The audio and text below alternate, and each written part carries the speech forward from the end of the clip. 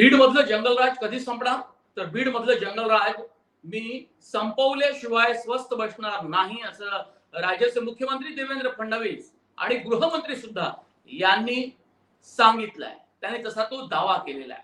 मग बीड मधली ही गुंडागर्दी, ही दहशतगर्दी कुणी वाढवली?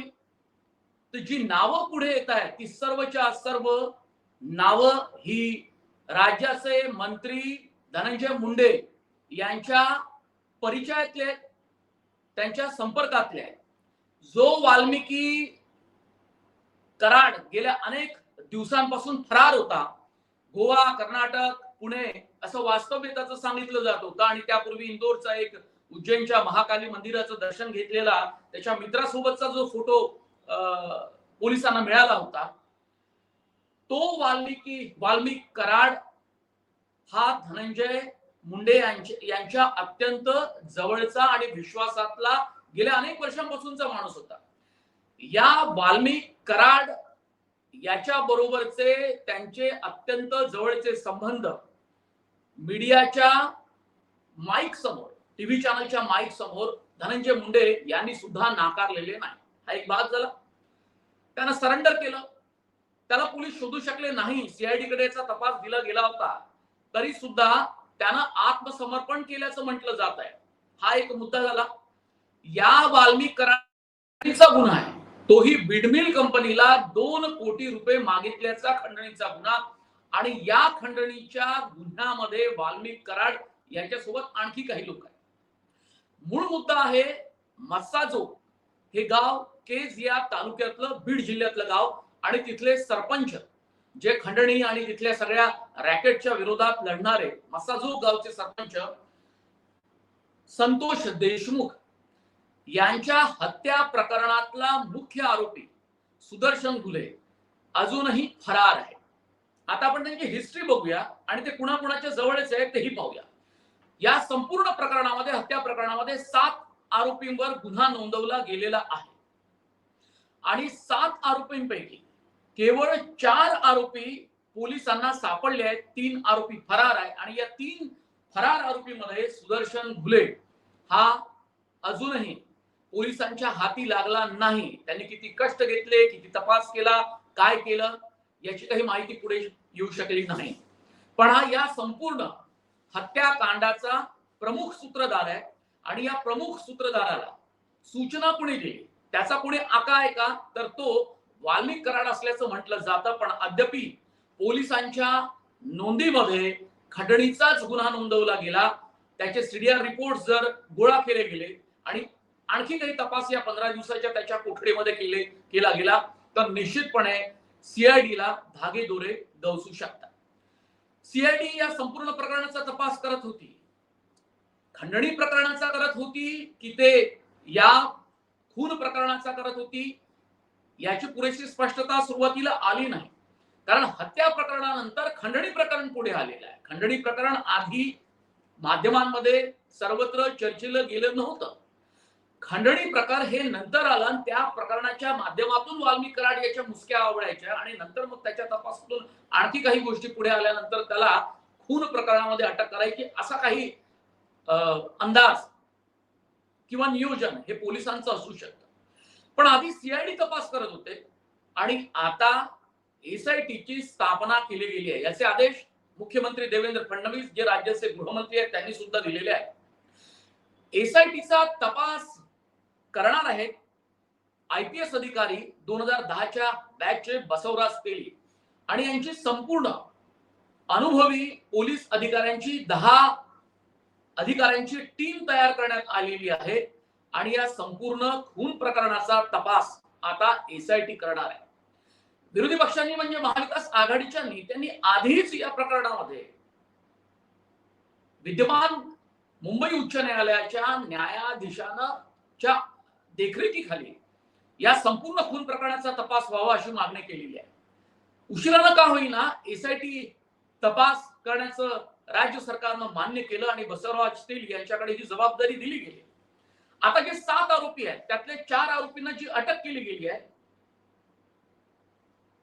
त्यातले जयराम चाटे, प्रतीक घुले, विष्णू चाटे, महेश केदार या महेश केदारचं वय आहे 21 वर्ष आणि या संपूर्ण प्रकरणातला मुख्य आरोपी आहे सुदर्शन घुले, ज्याचं वय आहे 26, तो फरार आहे. कृष्णा आंधळे वय 27, फरार आहे. सुधीर सांगळे वय 22, तोही फरार आहे. आता यांची हिस्ट्री पाहूया. सुदर्शन घुले हा 26 वर्षाचा यातला आरोपी, फरार आरोपी. एकूण 10 गुन्हे आतापर्यंत नोंदवले गेलेले आहेत आणि 8 गुन्हे हे केज पोलीस स्थानकाच्या अंतर्गत आहे. मारहाण, चोरी, अपहरण, खंडणी, खुनाचे प्रयत्न. आता अशा प्रकारच्या म्हणजे गुन्हा नोंदले गेलेल्या आरोपींची आपल्याला माहिती आहे ती म्हणजे बिहार आणि उत्तर प्रदेशमध्ये अशा प्रकारची गुंडागर्दी, दहशतगर्दी चालत असते. मारहाण करणे, चोरी करणे, अपहरण, खंडणी आणि खुनाचा प्रयत्न असे खूप बाहुबली राजकीय नेते उत्तर प्रदेश आणि बिहारमध्ये आपल्याला सापडतात. अशाच पॅटर्न मधला हा सगळा जंगलराज बीड जिल्ह्यातला आपल्याला पाहायला मिळतो. सुधीर सांगळे वय 22, खुनात सहभाग. आवादा कंपनीकडे 2 कोटी रुपयांची खंडणी मागितल्याचा आरोप आहे. प्रतीक घुले 8 वर्षात 5 गंभीर गुन्ह्यांची नोंद आहे. वय आहे 24. 7 वर्षात केस पोलीस स्थानकामध्ये त्याचे 5 गुन्हे नोंदले गेलेले आहेत. खुनात सहभाग, मारहाण, दुखापत करणे अशा पद्धतीचे हे आरोप आहेत. जो कृष्णा आंधळे नावाचा अत्यंत महत्वाचा आरोपी आहे आणि तो सुदर्शन घुले सहित फरार आहे. त्याचं वय आहे 27. 307 च्या गुन्ह्यामध्ये गुन्हा नोंदला गेलाय. सीआयडी त्याचा आधी तपास करत होते, आता एसआयटी तपास करते. याचा अर्थ या सगळ्या अटक झालेल्या आणि फरार आरोपींचे कनेक्शन पोलिसांना तपासामध्ये पुराव्यानिशी जर वाल्मिक कराड याच्या सोबत आढळले, जे आरोप सुरेश धस यांनी यापूर्वी केले होते. या बीड मधल्या गुंडागर्दीला, दहशतगर्दीला, जंगलराजला त्यांनी कारणीभूत ठरवलं होतं वाल्मिक कराड, जो आतापर्यंत फरार होता. आणि या वाल्मिक कराड याचे संबंध धनंजय मुंडे यांच्या सोबत आहे, जे राज्याचे विरोधी पक्ष नेते होते, विधान परिषदेचे, महायुतीच्या सरकारमध्ये आणि त्याही अगोदर मंत्री होते आणि आता या 5 वर्षात ते मंत्री राहणार आहे. यांच्या राजीनाम्याची मागणी महाविकास आघाडीने केली आहे. संतोष देशमुख खून प्रकरणामध्ये धनंजय मुंडे हे चर्चेत आलेले आहे वाल्मिक कराड याच्या सोबत असलेल्या संबंधामुळे. त्यांचा कुठेही सहभाग आहे अशा प्रकारचं आम्ही वक्तव्य अजिबात करत नाही. हे सुरेश धस यांनी केलेल्या अत्यंत गंभीर आरोपामुळे ही सगळी मोठी नावं चर्चेत आली राज्यामध्ये. आणि काय साधारणतः चित्र चरित्र राहू शकतं राजकीय नेत्यांचं हेही पुढे आलंय. आणि हे बिनधास्तपणे त्या जिल्ह्याचं नेतृत्व करतात, सरकारमध्ये मंत्री म्हणून राहतात आणि त्या जिल्ह्यातल्या गुंडगिरीला, दहशतगर्दीला हे जबाबदार असल्याचा आरोप सत्ताधारी पक्षातले नेते आणि आमदार करतात. ही जास्त खेदजनक बाब आहे. प्रकाश सोळंकी असतील, जे राष्ट्रवादी काँग्रेस पक्षाचे आमदार आहेत, तेही 28 डिसेंबरच्या मोर्चामध्ये धनंजय मुंडे यांच्या बाबत बोलत होते. आणि या संपूर्ण प्रकरणामध्ये आपण जर पाहिलं तर राष्ट्रवादी काँग्रेस पक्षाचे नेते आणि राज्याचे उपमुख्यमंत्री अजित पवार यांचं कुठलंही स्टेटमेंट नाही की त्यांनी धनंजय मुंडे यांना कानपिचका दिल्या का, असंही ऐकिवात नाही. पंकजाताई मुंडे यांची भूमिका सुद्धा अत्यंत बोटचेपीपणाची होती. त्यांनी सुद्धा आपल्या लाडक्या भावाच्या विरोधात काही आवाज उठवला असंही दिसत नाही. या वाल्मिक कराड सोबतचे व्हिडिओ पंकजाताई मुंडे यांच्या सोबतचेही आहे, धनंजय मुंडे यांच्या सोबतचे आहेत. या वाल्मिक कराडची सुरुवात मुळात झाली होती बीड जिल्ह्यामध्ये गोपीनाथ मुंडे यांच्या काळापासून. पण त्यावेळी नगर परिषदेच्या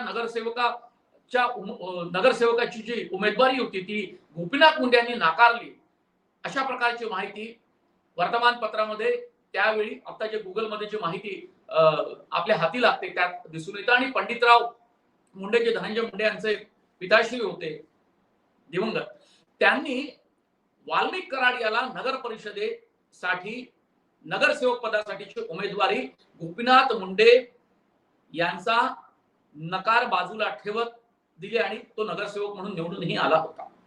अशी सगळी वाल्मिक कराड याची कारकीर्द आहे, त्या काळातली गुंडगिरी, आणि त्यांनी ही पोचलेली माणसं आहे असा आरोप झालेला आहे. हे सगळे 7 आरोपी याचे वाल्मिक कराड याच्यासोबतचे संबंध नेमके कसे आहेत हे कागदानिशी, पुराव्यानिशी पोलिसांना आणि आता एसआयटीच्या अधिकाऱ्यांना हे मांडावे लागणार आहे कोर्टामध्ये. कारण राजकीय सूडबुद्धीने वाल्मिक कराड याच्यावर आरोप होत आहे अशा प्रकारचं वकिलांचं स्टेटमेंट कोर्टामध्ये त्यांनी दिलेलं आहे. हे प्रत्येक आरोपीचे वकील हे अशाच पद्धतीने आपलं स्टेटमेंट देत असतात. वाल्मिक कराड याच्यावर खंडणीच्या गुन्ह्यामध्ये नोंद झाली असली तरी अद्याप खून प्रकरणात कोणतीही नोंद झालेली नाही. या दोन अत्यंत वेगवेगळ्या गोष्टी आहेत. आणि ज्या विंडमिल कंपनीमध्ये 2 कोटी रुपयाची खंडणी मागितली होती आणि ती रोखण्यासाठी म्हणून संतोष देशमुख गेले होते, त्या खंडणी प्रकरणात जरी नाव असलं तरी ती खंडणी मागितली म्हणून त्याच्यावर राग काढून त्याचा जो खून केला गेला अत्यंत निर्घृण पद्धतीनं, त्यात जे सहभागी नावं मी तुम्हाला सांगितली, अत्यंत तरुण आणि असे तरुण आरोपी किंवा अशा प्रकारचे गंभीर गुन्ह्यामध्ये सहभागी असलेले आरोपी इतक्या कमी वयाचे आपल्याला उत्तर प्रदेश आणि बिहारमध्ये दिसत आहेत. तोच पॅटर्न या बीडमध्ये आपल्याला पाहायला मिळतो. मग अशा सगळ्या तरुण मुलांना 20, 22, 23, 24, 26, 27 या सगळ्या वयातल्या युवकांना गुन्हेगारीमध्ये कोणी ओढलं, त्याचा आका कोण आहे, त्यांना कोणी सांभाळलं, कोणी पोसलं, याची जबाबदारी ही कुणाची आहे हे लोकांना दिसतंय. पण पोलिसांना या केसमध्ये ते मांडता येईल का? तर लक्षात असं येतं की या सगळ्या याच्यामध्ये राजकारणाचं जे काही गुन्हेगारीकरण झालं होतं आणि ज्या गोपीनाथ मुंडेंनी जे बीड जिल्ह्याचं नेतृत्व करत होते, त्यांनी मुंबईतलं अंडरवर्ल्ड संपवलं होतं. त्यावेळी राणी मेंडोसा त्यावेळी मुंबईचे पोलीस कमिशनर होते. आणि असं सगळं असताना, अशी पार्श्वभूमी असताना त्याच बीड जिल्ह्यामध्ये या गुंडगिरीला खतपाणी कोणी घातलं? आणि हे फरार आरोपी वेगवेगळ्या गुन्ह्यामध्ये यांची नोंद सुद्धा होती. म्हणजे 2023च्या एका गुन्ह्यामध्ये कृष्णा आंधळे याच्यावरती 307चा गुन्हा होता. सुदर्शन गुले हा सुद्धा एक हिस्ट्री शीटर होता. मग हे सगळे हिस्ट्री शीटर असणारे, गंभीर गुन्ह्यांची नोंद असणारे हे राजकारणाच्या अवतीभोवती का फिरकत होते, हा एक मुख्य सवाल आहे. त्याला शह कोणी दिला होता? याला कोणी जोपासलं, याला कोणी सांभाळलं, याला आर्थिक रसद कोणी पुरवली, त्यांना मजबूत कोणी केलं, हेही पाहायला पाहिजे. कारण वाल्मिक कराड याच्यासारख्या गुन्हेगारी प्रवृत्तीच्या माणसाचा वावर जर राजकारण्यांसोबत असेल आणि देवेंद्र फडणवीस यांच्यासोबतचा त्याचा फोटो त्या धनंजय मुंडे दिसतात, हा विरोधी पक्षाने ट्विट केला, त्याला व्हायरल केलेला आहे. पण देवेंद्र फडणवीस यांना या वाल्मिक कराडच्या एकंदरीत गुन्हेगारी प्रवृत्तीची, त्याच्या कामाची इतंभूत माहिती असण्याचं काही कारण नाही. आणि त्यामुळे राजकारण्यांनी सुद्धा अत्यंत सांभाळून फोटो काढले पाहिजे, हा मुद्दा आहेच. पण बऱ्याचदा दिवंगत राज्याचे माजी गृहमंत्री आर पाटील यांच्यासोबत सुद्धा मुंबईतल्या एका अंडरवर्ल्ड मधल्या एका माणसाचा फोटो नंतर व्हायरल झाला होता, त्याच्या बातम्या झाल्या होत्या आणि त्यांनी मग हात झटकले होते आणि त्यांच्याच पक्षाच्या नेत्यांनी तो फोटो काढून घेतला होता. असे अनेक प्रकार राज्यामध्ये वेगवेगळ्या ठिकाणी घडतात आणि त्यावेळी चांगल्या राजकीय नेत्यांची नाक बदनामी होते. त्या दृष्टिकोनातून आपण या देवेंद्र फडणवीस यांच्यासोबतचा जो फोटो हा झळकलेला आहे माध्यमांमध्ये किंवा त्याच्या बातम्या झाल्या, या दृष्टिकोनातून आपण पाहू. कारण ते राज्याचे मुख्यमंत्री आणि गृहमंत्री आहेत. धनंजय मुंडे यांची ही जबाबदारी होती की त्यांचा माणूस त्यांना माहित असताना त्यांनी अजित पवारांसोबत किंवा देवेंद्र फडणवीस यांच्यासोबतचा फोटो काढून दिला. कारण शासन आपल्या दारी या कार्यक्रमामध्ये एकनाथ शिंदे यांनी सुद्धा त्याच्या आयोजनाचं, नेतृत्वाचं, संघटनात्मक कामाचं कौतुक केलं होतं. त्यांना सुद्धा पूर्ती माहिती या वाल्मिक कराड याच्याबाबत नसेल, ती पूर्णपणे धनंजय मुंडे यांनाच होती. आणि असं असताना धनंजय मुंडे यांच्यासोबत अत्यंत जवळून गेल्या अनेक वर्षांपासून काम करणारा वाल्मिक कराड आणि या वाल्मिक कराड यांना आपलं जे काही नेटवर्क तयार केलं होतं आणि त्या नेटवर्कच्या भरोश्यावर तो ज्या पद्धतीनं तिथे गुंडगिरी आणि त्यांनी दहशत माजवली होती, त्याला तर धनंजय मुंडे यांचा आशीर्वाद नाही ना, अशा प्रकारची शंका आपल्याला येते. आणि आता हे प्रकरण अत्यंत चिघळलं असताना धनंजय मुंडे यांनी वाल्मिक कराड याच्यासोबतचे आपले संबंध गेल्या अनेक वर्षापासूनचे अजिबात नाकारले नाही. ते धनंजय मुंडे राज्य सरकारच्या बैठकांमध्ये सहभागी होतात, माध्यमांना उत्तर सुद्धा देतात.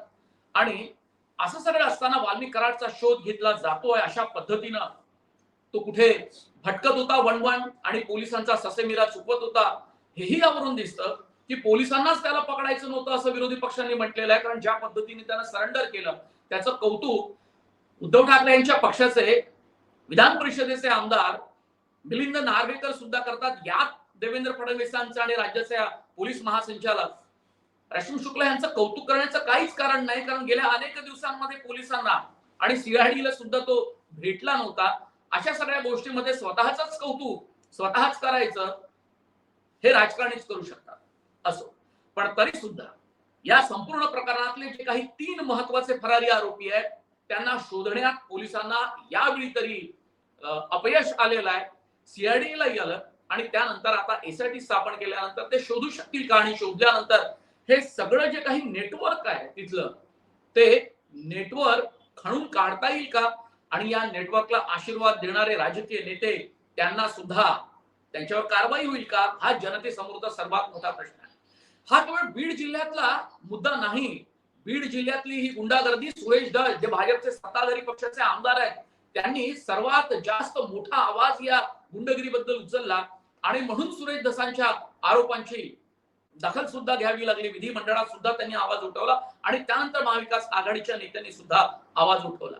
आवाज उठवण्यासारखंच हे प्रकरण आहे. लक्षात घ्या, ज्या निर्गुण पद्धतीने संतोष देशमुख यांची हत्या केली गेली अत्यंत क्रूरपणे, यावरून आपल्याला उत्तर प्रदेश आणि बिहार मधल्या जंगलराजची आठवण होणार आहे, आठवण होते.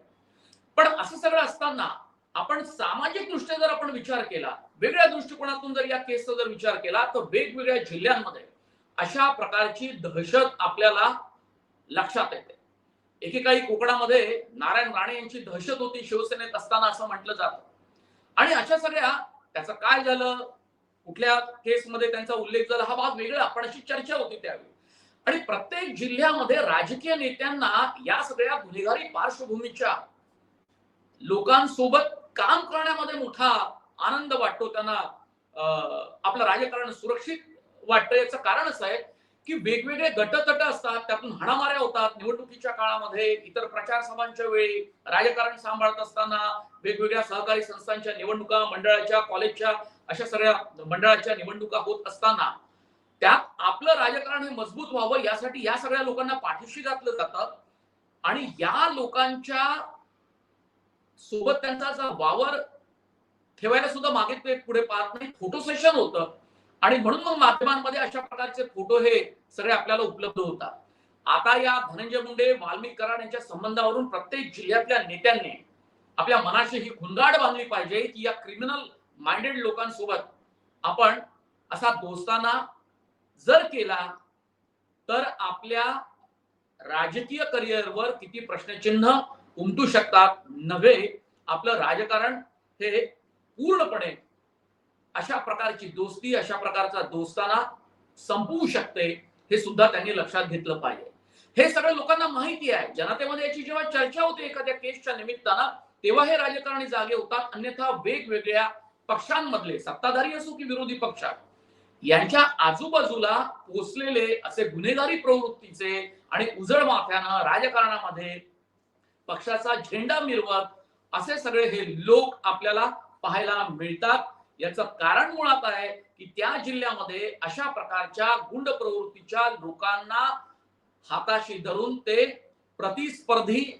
प्रतिस्पर्ध्यांवर मात करू पाहतात. आणि म्हणून ज्या ज्या ठिकाणी दहशत माजवायची असते, ज्या ठिकाणी गुंडगिरीनं अनेक प्रकरणं हातावेगळी करायची असते, ज्या ठिकाणी खंडण्या मागायच्या असतात, त्यावेळी अशा प्रकारच्या लोकांची मदत घ्यावीच लागते. असा काही नियम या राजकारण्यांनी करून टाकलेला आहे. हे एकमेव प्रकरण आहे. यापूर्वी सुद्धा अशी अनेक प्रकरणं महाराष्ट्रामध्ये चर्चेत आली होती. आणि इतकं सगळं प्रकरण होऊन सुद्धा उद्या होणारच नाही अशी प्रकरणं जिल्ह्यामध्ये, हेही आपल्याला सांगता येत नाही. कारण राजकारण्यांनी असे सगळे गुंड लोक हे जोपासलेले आहे स्वतःच्या स्वार्थी राजकारणापोटी. म्हणून ही वेळ धनंजय मुंडे यांच्यावर आलेली आहे. आणि ते आता अत्यंत उजळ माथ्यानं आपलं राजकारण करतायत. कदाचित ते पुढेही करतील, कारण या सगळ्या सत्तेच्या राजकारणामध्ये त्यांना वचक बसेल का, विरोधी पक्षांची मागणी मंत्रिपद काढून घेण्याची ही मान्य होईल का, माहित नाही. पण अशा प्रकारच्या राजकीय नेत्यांना या समाजामध्ये थारा असू नये असं समाजाचं मत आहे. कारण या संपूर्ण प्रकरणावरती समाजातल्या वेगवेगळ्या घटकांनी चर्चा केली, चिंतन केलं, आपली मतं मांडली सोशल मीडियावरून. त्या मतांची आणि निवडणुकीच्या काळात ते देत असलेल्या मतांची चिंता करत वाहत जर राज्याच्या सुसंस्कृत नेतृत्वाने जर याची गंभीर दखल आज नाही घेतली तर उद्याच्यापेक्षा जास्त दुष्परिणाम आपल्याला भोगावे लागणार आहे. नमस्कार. आपल्याला हा व्हिडिओ कसा वाटला आपण कमेंट बॉक्स मध्ये जरूर कळवा. आणि तुम्ही मॅक्स महाराष्ट्र आमचं डिजिटल चॅनल जर सबस्क्राईब केलं नसेल तर ते अवश्य करा. चॅनलचं नोटिफिकेशन मिळवण्यासाठी तुम्ही बेल आयकॉनवर बटन दाबा. पुन्हा सर्व प्रेक्षकांचे खूप खूप धन्यवाद.